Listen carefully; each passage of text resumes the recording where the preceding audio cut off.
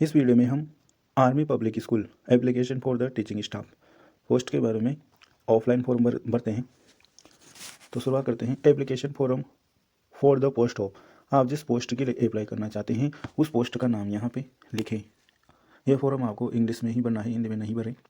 इसके बाद है school where you would like to the work, जिस स्कूल के लिए आप अप्लाई करना चाह रहे हो उस स्कूल का नाम लिखें, जैसे APS कानपुर या APS ओल्ड कांट प्रयागराज, तो APS कानपुर। इसके बाद please paste recent passport size colour photograph, do not staple, आपका कलर फोटोग्राफ यहाँ पे चिपकाएं और स्टेपल नहीं करें। नेक्स्ट है आपका पर्सनल डाटा, इसको आपको ब्लॉक लेटर में ही बनना है, जैसे नेम इन फुल, आपकी जो 10th की मार्कशीट है उसके अकॉर्डिंग आपको बनना है ब्लॉक लेटर, यहाँ पे भरें। इसके बाद है सन डॉटर या वाइफ ऑफ, तो सबसे अच्छा है आप फादर्स की डिटेल जो आपकी 10th की मार्कशीट में वो भरें। डेट ऑफ बर्थ, आपकी डेट ऑफ बर्थ भरें। नेशनलिटी इंडियन भरें। स्टेट आपका जो लगता है वो भरें।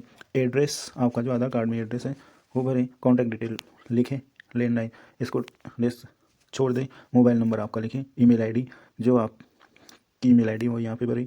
प्रेजेंट या previous occupations,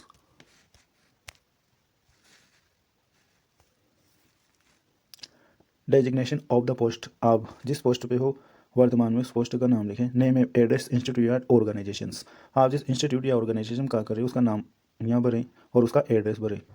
contact number of the superior, आपके वहाँ के जो सुपीरियर उनका कॉन्टैक्ट नंबर भरें। For the verification if need be, यानी कि वेरिफिकेशन के लिए यदि आवश्यकता हो तो वेरिफिकेशन हो सकता है, इसलिए आपके कॉन्टैक्ट नंबर सुपरवाइजर सुपीरियर के भरें। Period of the notice will be have to give if the selected, यदि आप सेलेक्ट होते हो तो आपको कितने दिनों में नोटिस भेज दिया जाएगा वो आप यहाँ लिखें। What salary are you drawing, उसके बारे में लिखें। Family life, marital status, single married, जो भी हो आप यहाँ पे लिखें। मैरिड तो मैरिड और यहाँ पे मैरिड लिखें। If married, name of the occupation of the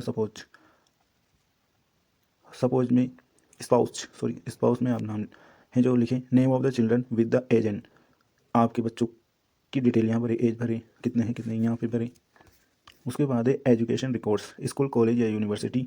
give the detail of all exams starting from the secondary school onwards examinations. 10th class marks of 10th class में आपने कितने मार्क्स प्राप्त किए हुए यहाँ भरें। परसेंटेज कितनी बनी हो भरें। डिवीजन कौन सा वो भरें। ईयर ऑफ पासिंग, जिस ईयर में आपने 10वीं पास की हो यहाँ भरें। सब्जेक्ट टेकन, आपके जो सब्जेक्ट है वो यहाँ भरें। नेम ऑफ यूनिवर्सिटी या बोर्ड या इंस्टीट्यूट, जैसे आपकी यूनिवर्सिटी या बोर्ड का नाम भरें।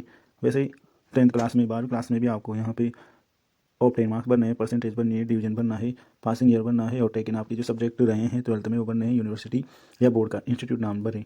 इसके बाद है graduation, first year, second year, third year, तो जैसे आपके ईयर वाइज नहीं हो सेमेस्टर वाइज हो तो आपको यहाँ पे ये करके आपको सेमेस्टर लिखना है।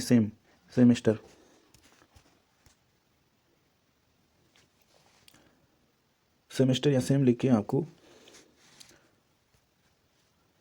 Of 10 marks, percentage, division, passing year, subject आपके हैं जो आपको भरना है। यूनिवर्सिटी में आपको यहाँ पे यूनिवर्सिटी का नाम शॉर्टकट में इंग्लिश में भरना है। वैसे ही थर्ड ईयर या थर्ड सेम आपको यहाँ लिखना है।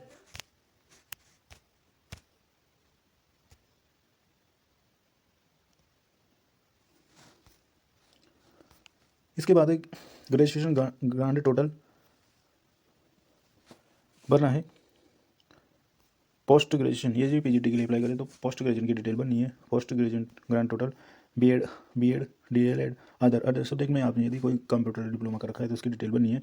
ग्रेजुएशन या पोस्ट ग्रेजुएशन थ्रो करस्पॉन्डिंग या रेगुलर या जो भी है उसकी डिटेल आपको यहाँ बननी है। इसके बाद है have you clear OST, yes और नो में आपको आंसर देना है। यस OST क्लियर है तो आपको उसकी डेट लिख रही है, कौन सी डेट को क्लियर हुई। स्कोर आउट ऑफ 200 में से कितने आपने ऑब्टेन किए हैं, प्राप्त किए हैं। और यहाँ पे लिखना है सी टेट या स्टेट, यस और नो, तो आपने सी टेट कर रखिए तो यस करें। उसके बाद डेट, कौन सी डेट को क्लियर हुई। 150 में कितने मार्क्स ऑब्टेन किए। Name of the class with you prefer to teach with the subject, आपको कौन सी सब्जेक्ट हैं जो आप पढ़ा सकते हो तो क्लास 1 सब्जेक्ट, क्लास कौन सी क्लास को पढ़ा सकते हैं तो सब्जेक्ट का नाम और क्लास यहाँ पे भरें। Training, NCC, scouting, music, art, dramatics या other such activities give the ring the state of proficiency achievement, यानी कि एनसीसी इनमें से म्यूजिक आर्ट इनमें से कोई आपने अचीवमेंट कर रखा है तो उसका उसकी डिटेल यहाँ पे भरी। Merit scholarship won you few art, कोई मेरिट स्कॉलरशिप उसका डिटेल यहाँ भरी। Language you can read write and speak, वह भाषा जो आप लिख पढ़ सकते हैं बोल सकते हो, यहाँ पे आप भर सकते हो। हिंदी इंग्लिश तो है सही, उसके अलावा कोई दूसरी भाषा हो वो भी लिख सकते हो।